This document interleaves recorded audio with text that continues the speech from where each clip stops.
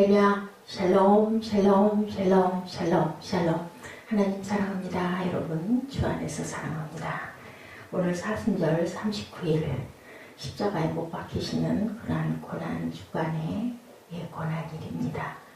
깊이 주님의 그 아픔, 고통, 그 모욕, 그 희생 기억하시는 하루 되시기 바랍니다. 십자가에 못 박히신 예수라는 제목으로 오늘 마태복음 27장 27절에서 37절까지 말씀 우리 함께 합독했습니다.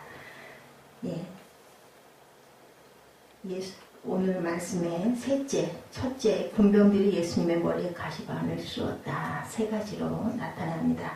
둘째, 골고다 언덕에서 십자가에 못 박히셨습니다. 셋째, 예수께서는 십자가 위에서 7마디의 가상 7원의 말씀을 하셨습니다.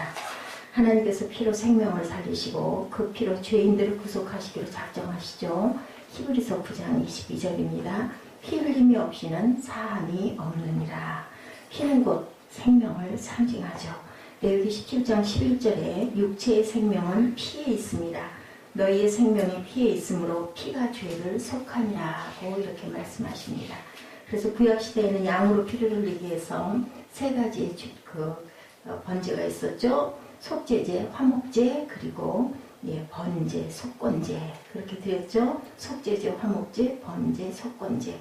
그러나 짐승의 피는 언제든지 나오는 자를 온전하게 할 수가 없었어요. 하나의 상징적인 그런 법으로 짐승의 피를 흘렸습니다. 우리 내비게이션에 모르는 지역 찾아갈 때 모이주연에서 이렇게 한번 보죠. 이런 비슷한 그런 상징적인 예표였다. 짐승의 피는 하나의 예표였습니다.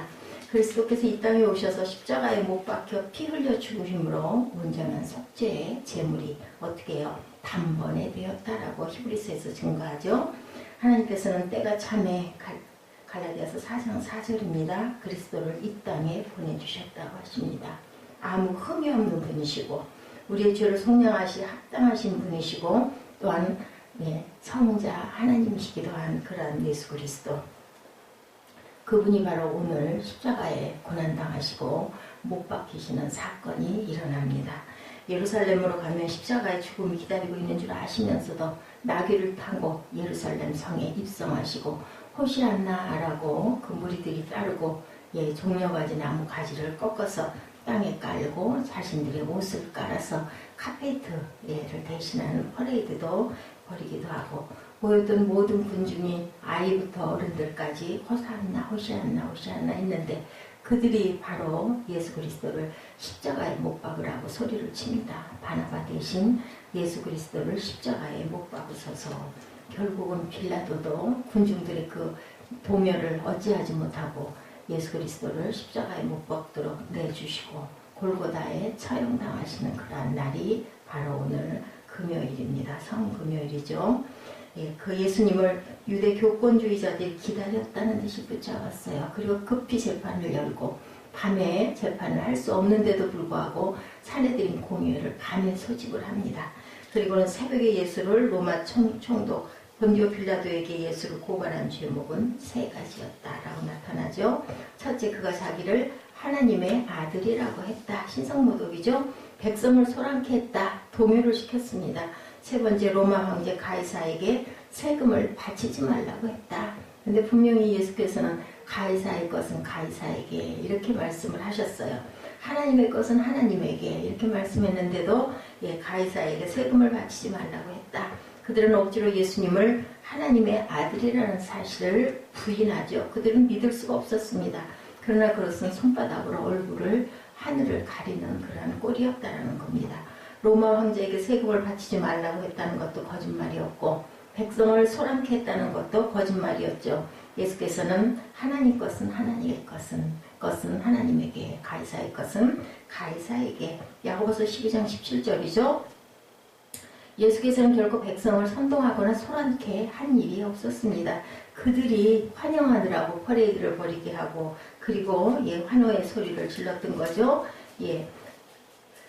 그것을 많은 교권주의자들은 고발합니다. 즉시 사형을 언도하고 사형을 집행하도록 빌라도는 할 수 없이 명령을 내리죠. 여론의 신경을 쓸 수밖에 없었다. 자기의 위치, 그때만 해도 대제사장도 그렇고, 예, 굉장히 많은 그 행정들이 바뀔 때였습니다. 조금만 잘못하면 그냥 예, 바뀌죠. 예, 어느 쪽이 대세인가를 늘 본다. 왜 어제도 저희가 함께 예, 은혜를 나눴지만 예, 땅에서의 그 권력을 무시하지를 못하는 거죠. 빌라도는 권자나 부귀영화를 희생시켜가면서까지 정의 편에 설 수가 없었다. 아내가 꿈을 꿨습니다. 제발 그를 그만 손대지 마십시오 했는데도 불구하고 어쩔 수가 없었던 거죠. 이렇게 해서 예수님은 당일에 로마 군병의 손에 넘겨집니다. 금요일 아침 6시 반에 예수님의 로마 군병들의 손에 넘겨지죠. 첫째 군병들이 예수님의 머리에 가시 면류관을 씌우죠. 본문 29절에 총독의 군병들이 예수의 머리에 가시 면류관을 엮어 씌웠더라. 예, 이렇게 고백합니다. 당시 로마 황제는 금빛 찬란한 면류관을 쓰고 있었는데 예수께서는 대신 가시 면류관을 예, 왕이라고 했으니 왕의 흉내를 다 낸 거죠. 홍포 비슷한 옷을 벗기고 예, 물론 천은 다르지만 그런 붉은색 망토를 입히고 머리에는 가시관, 손에는 예, 왕들의 홀 대신에 뭐를 예, 손에는 그 가시나무 채를 들리게 합니다. 로마 황제는 금빛 찬란한 면류관을 쓰고 있었고요. 그죠? 근데 그 면류관이 가시 면류관이었다. 그리고 입고 계시던 옷도 홍포로 28절에 보면 대체했다. 이렇게 나타납니다. 옷을 입은 것은 사람이 자기의 삶을 누리는 정당한 권리이기도 하고 몸을 보호하기도 하고 그 다음에는 수치스러운 부분들을 가리기도 하죠. 예, 옷은 사람을 추위와 더위로부터도 또한 피부의 상처의 위험으로부터도 예, 그것을 보호할 그러한 그 옷입니다. 또한 그 옷으로 인해서 우리가 품위를 느끼기도 하고 그 사람의 소속을 나타내기도 하고 그 사람의 성품을 나타내기도 하죠. 군병들은 예수님의 옷을 벗김으로 옷을 입을 정당한 권리를 빼앗습니다. 예수 그리스도를 멸시하고 그를 수치스럽게 하기 위해서 가진 모욕을 다하죠. 침 뱉고 주먹으로 뺨을 때리고 그죠? 예, 사람이 옷을 벗고 싶지 않은 곳에서 강제로 옷 벗김 당하는 것처럼 예, 그 자존이 떨어지고 그리고 정말 그 조롱을 느낄 데가 없는데도 이렇게 가진 사람이 할 수 있는 모욕을 다 당하게 합니다. 그러던 예수님의 손에 치리자의 지팡이 왕의 홀 대신에 갈대를 쥐게 하죠. 그리고는 그 앞에서 무릎을 꿇는 신용을 하면서 그에게 침을 뱉습니다. 30절이죠. 그리고는 그의 손을 들려져 있던 갈대를 뺏어서 그것으로 예수의 머리를 칩니다. 그리고는 이때 머리에 씌워진 가시관 때문에 예수님 머리에서는 피가 흐르죠. 그리고 그의 손에 들려져 있던 갈대를 뺏어서 예, 그의 머리에 씌워진 가시관이 또한 한 번 더 상처를 내게 합니다. 인간의 모든 저주와 고통과 멸시를 홀로 지고 가시는 모습. 가장 외로운 모습이죠. 우리 인생들이 올 때도 갈 때도 누구랑 같이 동행하는 일이 없다 그래요. 특히나 갈 때는 더 그럴 것 같습니다.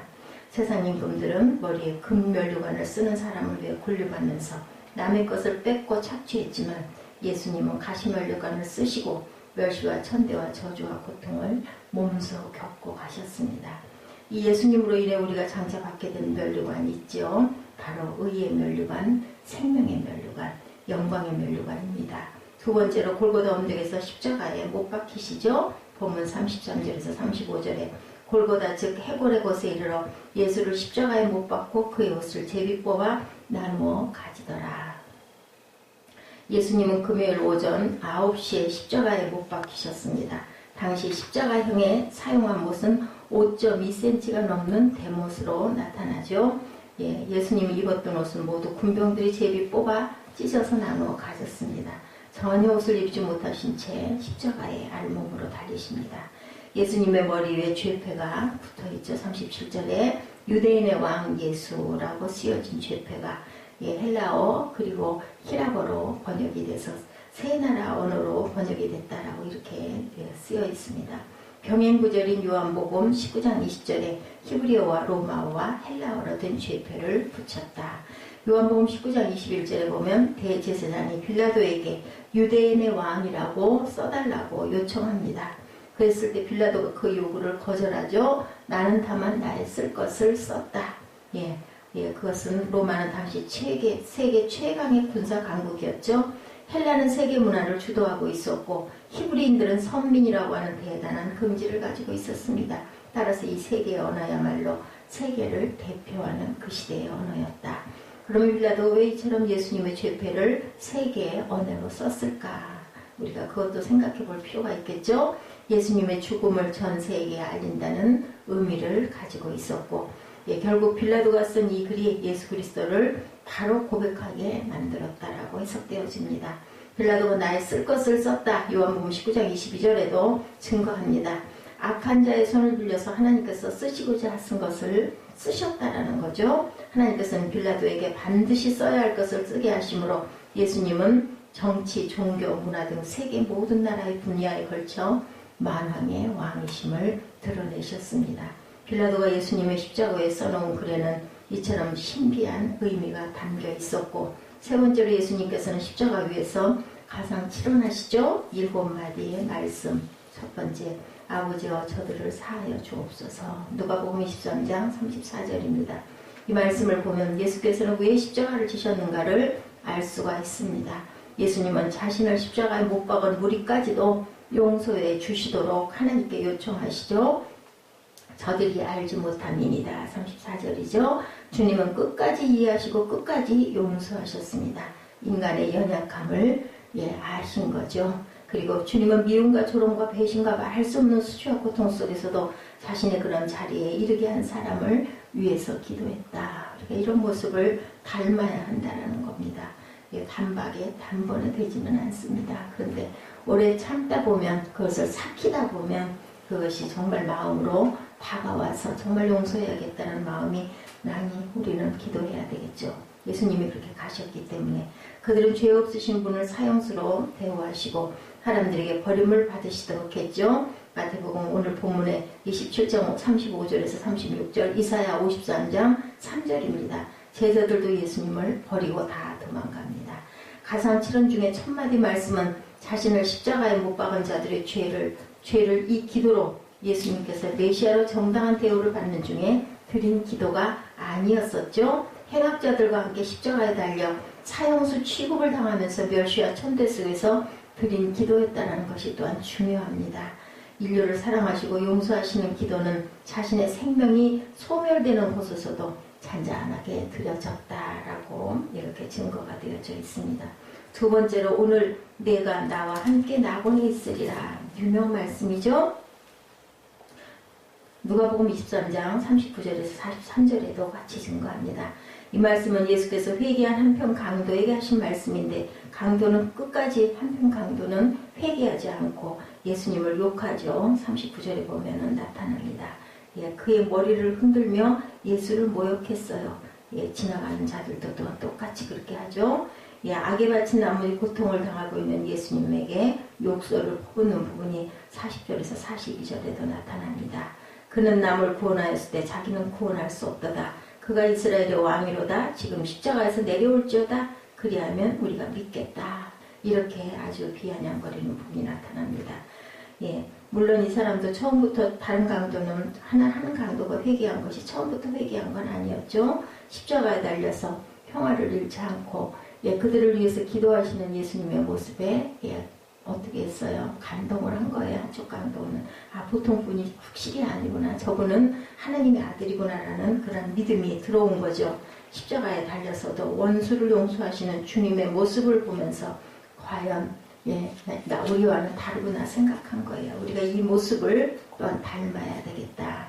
한편 강도는 은혜로운 현장에 같이 있으면서도 그런 은혜를 받지 못하고, 다른 한편 강도는 그런 마음의 감동과 은혜를 받은 두 가지로 나뉩니다. 같은 장소에서도 우리가 이것도 또한 깊이 생각해 봐야 합니다.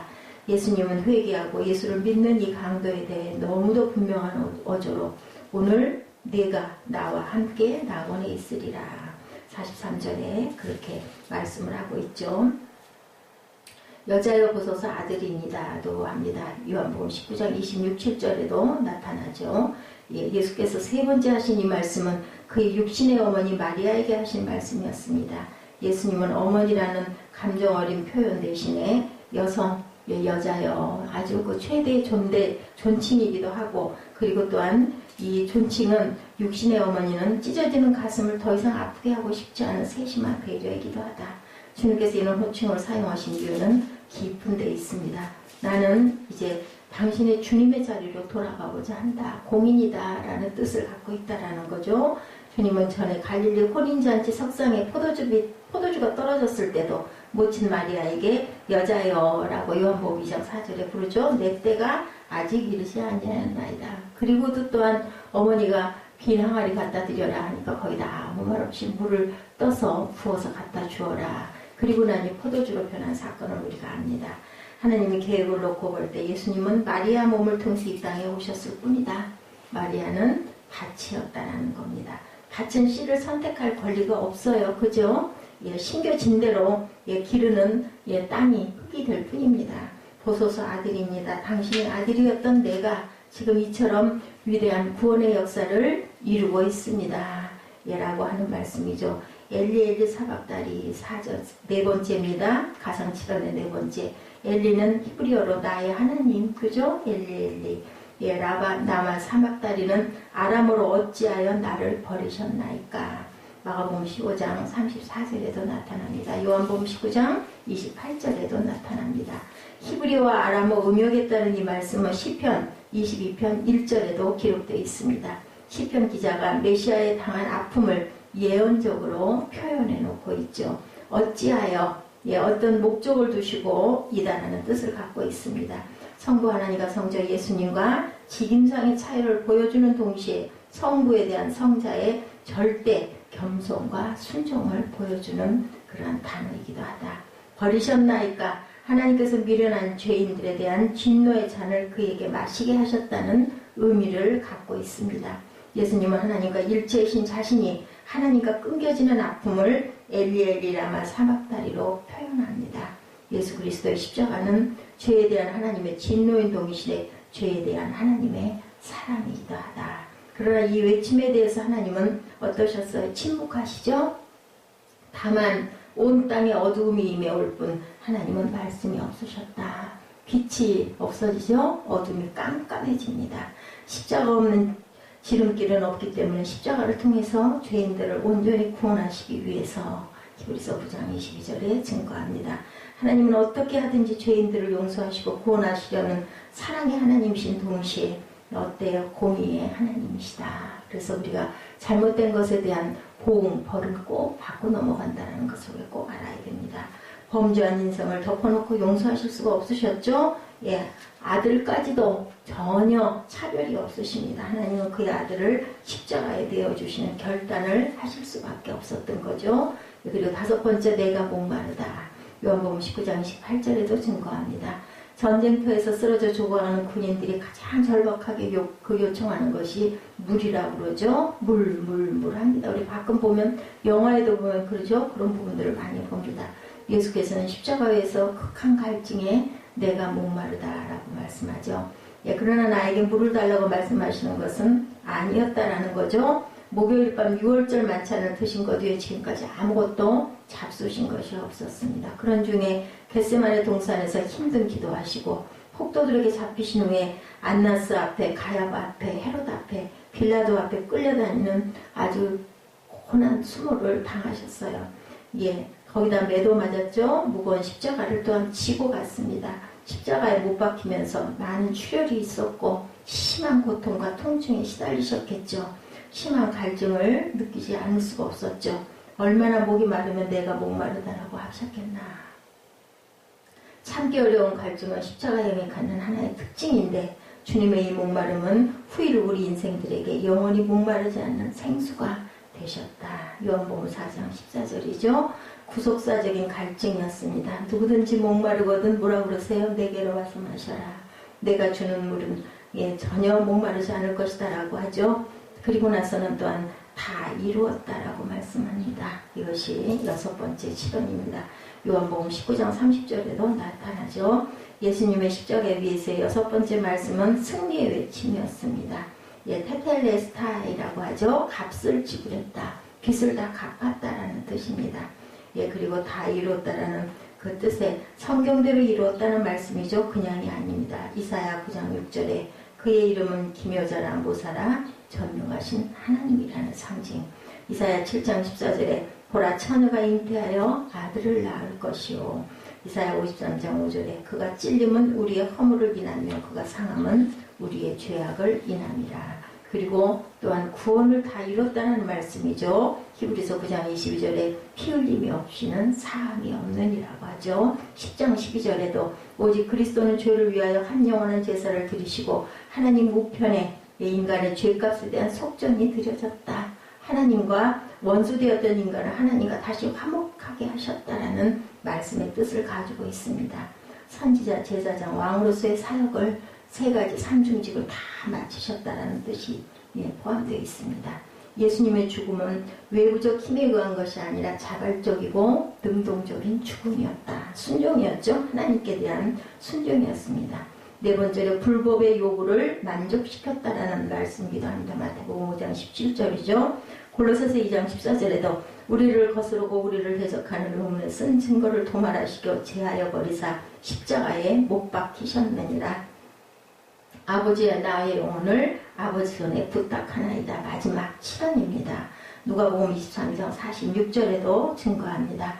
주님의 마지막 말씀 역시 기도였죠. 기도가 하는 역할은 하나님을 붙잡게 하는 데 있다. 기도는 항상 있어야지만 죽음을 앞에 놓고 하는 기도야말로 정말 절박하고 가장 필요한 가장 귀한 기도이다. 주님의 마지막 기도는 성경 시편 31편 5절에서 인용한 기도였는데 임종하는 사람의 입술에서 자연스럽게 성경 말씀이 흘러나오는 것은 너무나 아름다운 장면이다. 그렇게 무의식적으로 거의 돌아가면서 성경 말씀이 내 입술에서 흘러나오려면 어떻게 돼야 될까요? 우리의 일상과 우리의 내면에 항상 말씀이 살아있어야 되겠죠? 우리가 저장 창고에 저장이 많이 되고 있으면 어떻게 돼요? 밖으로 나오죠. 이런 것처럼 우리가 항상 성경을 가까이 해야 되고 성경을 우리 마음밭에 새기고 가야 되겠다라는 생각을 합니다. 삶의 가장 신성한 순간들과 일들에서 성경이 언어와 같은 언어는 없다라고 합니다. 주님은 죽음을 눈앞에 두고 그의 영혼에 대해서 기도하십니다. 세속적인 일, 땅의 일을 위해서 기도하지 않으셨고 영원하신 하나님의 손은 강하고 안전한 손이기에 부드럽고 사랑에 찬 손이기에 하나님의 손에 그의 영혼을 의탁하시는 그러한 모습이었습니다. 주님께서 우리의 모든 짐을 십자가에서 다 지고 가시고 그리고 또한 거기에 내려놓으셨기 때문에 우리가 우리의 모든 짐을 주님의 발 앞에 내려놓아야 할 줄로 믿습니다. 우리 깊이 오늘 금요일입니다. 사순절 마지막 39일째 된 내일은 무덤에 안장되신 모습을 우리가 함께 나누시겠습니다. 오늘 27장 27절에서 37절까지 우리 교독하시고 기도하는 시간 같습니다.